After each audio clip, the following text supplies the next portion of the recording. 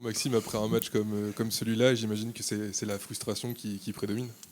Ouais, ben, le sentiment de frustration, là, sur beaucoup de matchs en première partie. Voilà. Donc, on a ce qu'on mérite quand on joue qu'une mi-temps sur deux. Ben, on mérite de ne pas prendre 3 points, mais de se partager les points avec Strasbourg. Donc, un point à la maison. Comment t'expliques justement ces deux visages un peu de ton équipe très différents en première et en deuxième? Comment je l'explique? Plein de choses. On n'a pas une équipe expérimentée qui est capable de jouer le maintien avec des bonnes dispositions. C'est-à-dire, on a des jeunes joueuses qui se confrontent à l'AD1, qui ont 2-3 saisons pour 80 voire 60% de l'effectif, 70. Voilà, donc à un moment donné, elles découvrent aussi. Et à un moment donné, les émotions, quelquefois, prennent le pas. Et comme je leur ai dit à la fin du match, qu'à un moment donné, c'est ouais, ok, on peut se cacher derrière l'aspect mental, on peut se cacher derrière l'arbitrage, on peut se cacher sur plein de choses. Mais le football, ça reste du football. Quand un contrôle une page, je pense que si notre manager, si les clubs qu'elles ont fait ou le club aujourd'hui du Havre leur a proposé de jouer et d'être sous contrat avec nous, c'est qu'elles ont un niveau et elles en ont conscience parce qu'elles le disent elles-mêmes. À l'entraînement, on fait des bonnes choses. C'est qu'arriver au match, bah, je sais pas, ça se ferme alors que l'échauffement, il est bon, tout est bon, tout le monde s'encourage. Puis dès qu'il y a l'adversaire en face, voilà, je sais pas pourquoi on n'aligne pas un contrôle, pourquoi quelquefois on loupe des passes. On va même aller plus loin, on loupe des sacrées occasions encore aujourd'hui. 3-4 ballons en retrait, un face-à-face Mika, un face-à-face Chancel, la barre, je crois c'est d'Eva ou de Chris. Voilà, Laurie Mika encore en fin de deuxième qui ont 2 ballons dans les 5,50. Bah c'est les choix. Voilà, faire des choix et comme je leur ai dit, faut pas se cacher, faut travailler encore plus dur, être plus exigeante dans ces moments-là, dans ces momentum, pour essayer de prendre un maximum de points. C'est quand même récurrent ce manque d'efficacité dans les deux surfaces et Ouais. surtout dans la surface offensive. Bah oui, oui, le premier but, il y a une touche, on n'est pas inquiété, il faut relancer proprement, c'est un geste de défenseur de n'importe quel niveau, le ballon il vient pied gauche, il faut l'envoyer très loin. Ah non, on arrive à se faire contrer et la joueuse a fait contrôle, frappe opposée. Voilà, donc on est encore mené au score et quand on est mené au score, bah, on court après le score et ça c'est extrêmement dur parce qu'on a une équipe de Strasbourg qui vient ici, dès qu'elle marque, elle recule et puis voilà, fini, elle a fait que reculer, que reculer, que reculer. Et puis on arrive avec Chancel, une super rentrée, son premier ou deuxième ballon, elle marque. Voilà, pourquoi on manque d'efficacité parce que je pense que des fois, à l'entraînement, il faut que l'opposition elle soit plus dure. Alors qu'il faut, comme je leur ai dit, il faut arrêter de rigoler. Des fois, quand je défends un contre un ou quand je fais des banides ou des jeux réduits avec but, il faut que les défenseurs ils mettent plus d'hargne pour défendre. Ce qui permettra à nos attaquants d'être en situation plus dure à l'entraînement et d'être pratiquement se rapprocher du match. Voilà, je pense ça.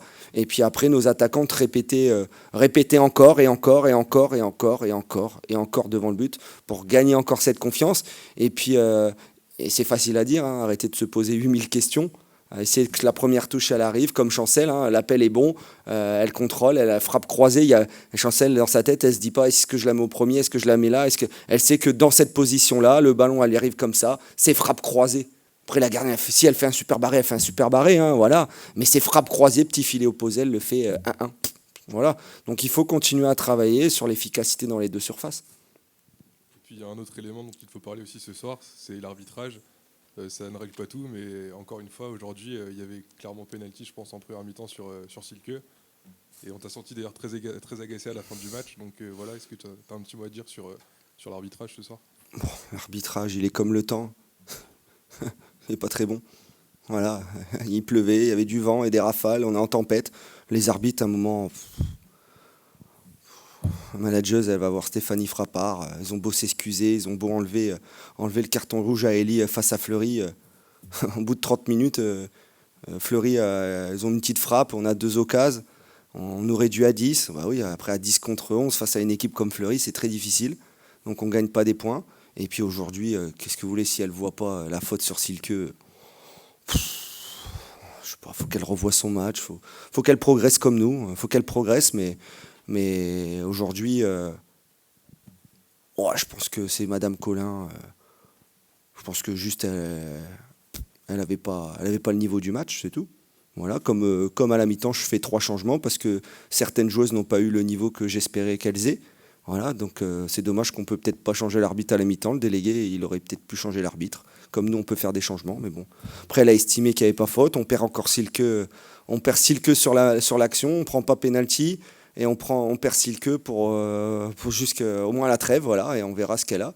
Alors, voilà, elle peut pas trop marcher. Le genou c'est au niveau du genou, donc à un moment donné, si l'arbitre n'est pas capable de prendre une décision de siffler penalty et de protéger une joueuse et de s'excuser, parce que la plupart des choses, c'est on peut en faire des erreurs. Voilà, on peut en faire, hein, ça arrive. Hein. Moi, je fais des erreurs tactiques, les joueuses font des erreurs techniques. Elles font des erreurs, elles s'excusent jamais et elles prennent pas conscience parce que, comme vous le dites, ça se répète.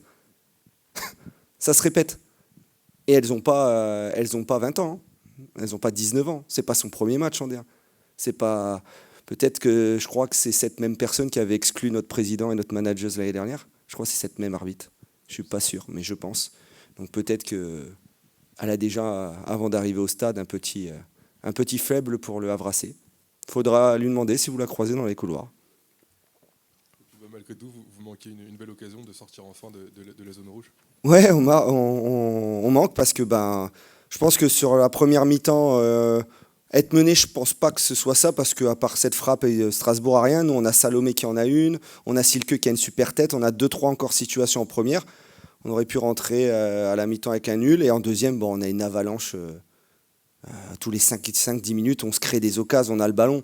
Je suis très fier de la réaction de l'équipe, c'est ce que je leur ai dit aux filles, très fier de ne pas avoir lâché, et comme on le sait très bien que si on n'avait pas réussi à prendre au moins un point aujourd'hui, ça aurait été très compliqué pour la suite, et elles ont montré qu'elles méritent de rester à ce niveau. On mérite de rester à ce niveau, on mérite que le HAC soit à ce niveau, même s'il y a des facteurs qui nous empêchent de prendre un maximum de points. Voilà, c'est une première partie qui peut être réussite si on gagne à Guingamp. Voilà, parce que quand on voit tous les faits, tout le contexte, si on a 7 points à la J11, on ne va pas cracher dans la soupe, comme on dit. On va les prendre, les 7 points, on sera très content, sachant que la semaine prochaine, je crois que Nantes a fait match nul mercredi. Mercredi, il y a Nantes-Strasbourg. Et la semaine prochaine, samedi, pour la J11, il y aura un Stade de Reims-Strasbourg. Voilà, et un Guingamp-Le Havre. Donc à un moment donné, si, je ne sais pas, l'autre match, il y en a un des deux qui gagne et nous on gagne, automatiquement, on sera collé. Soit on passera devant Reims, soit on sera à égalité, et qu'on passera peut-être devant Strasbourg en fonction de leur match, mais on restera à la lutte.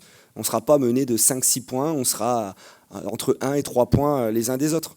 Voilà, et c'est notre objectif, comme je leur ai dit. On se lave, on va dormir, on mange là, on va dormir.